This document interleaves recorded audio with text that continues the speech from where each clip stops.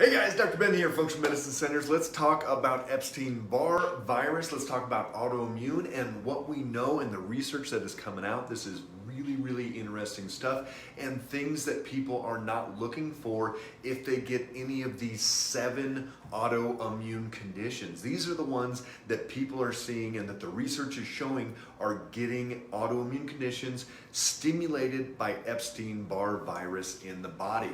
Here we go. Welcome, Functional Medicine, all about getting to the underlying why. Why is the body having these problems that they are?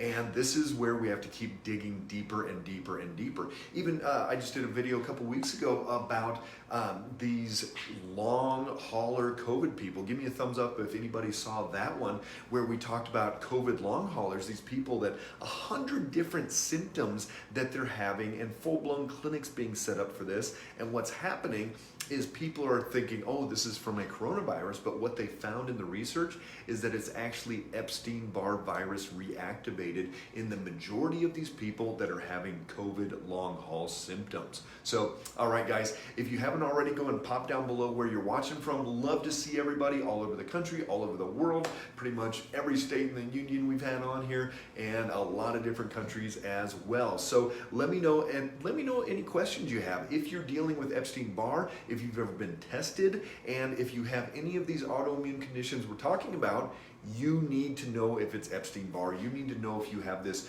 chronic recurrent infection coming back in your body. So here's the 7 autoimmune conditions that research shows can be stimulated by this Epstein Barr. Ready?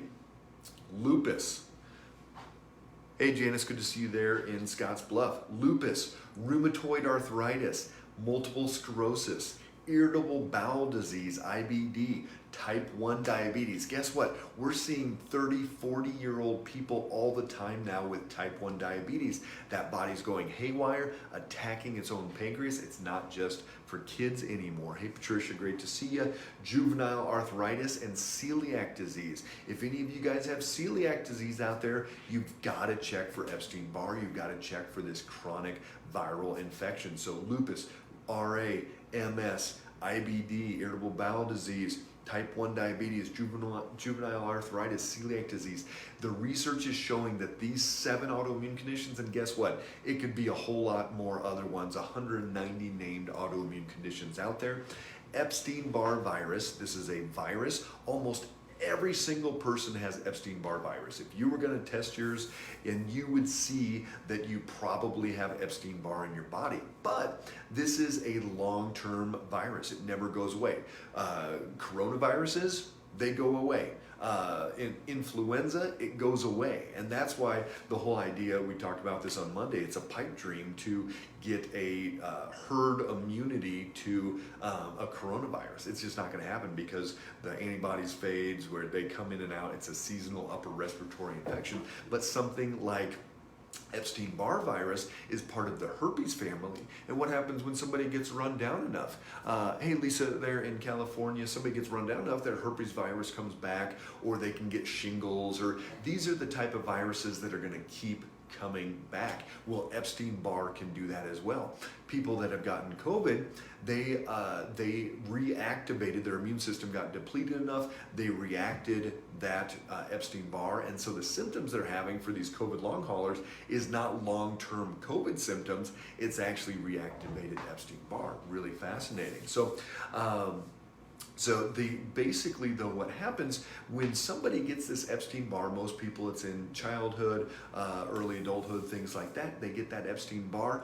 And it not only affects the immune system at that moment, you got this virus, you're fighting it off, but it's going to affect the genetics and going to affect your genes, and they're going to actually change, that's going to affect your immune system long term. So people that have had Epstein Barr virus, they're more at risk, especially if it was a pretty major infection, they're more at risk for immune system issues down the road. So the immune system is not just this genetic set thing that it's either good or bad. Genetics can turn off or on. So depending on what's being thrown at the body, your genes can turn on or off. So that's some people, they do all this genetic testing when they do a workup on somebody to begin with. But guess what? That genetic testing is going to be, a snippet of what you need, because whether we express our genes. Not everybody that has breast cancer gets breast cancer.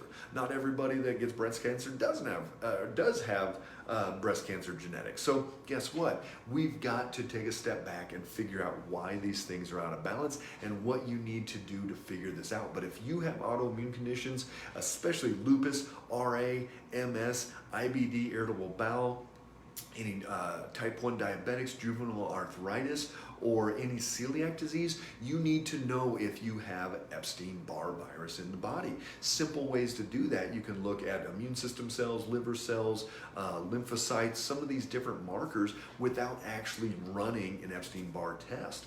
But you've got to be able to figure this out, because then you need to start working on that immune system and getting it to the place where it can fight off and suppress this Epstein Barr down.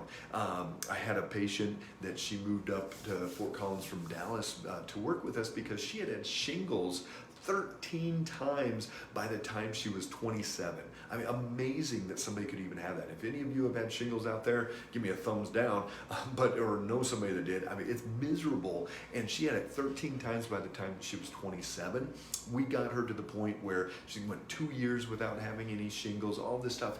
But it wasn't this great antiviral protocol. It was getting her body working as well as possible, getting her brain fixed, getting her metabolic state where it needs to be, getting that body the ability to fight off whatever is thrown at it. And that's really what we've got to do here is with Epstein Barr. If somebody is dealing with this, Billy, there you go. You did not like that, did you? You had that shingle. So we've got to get that immune system working as well as possible. Just like Billy there that had shingles, guess what?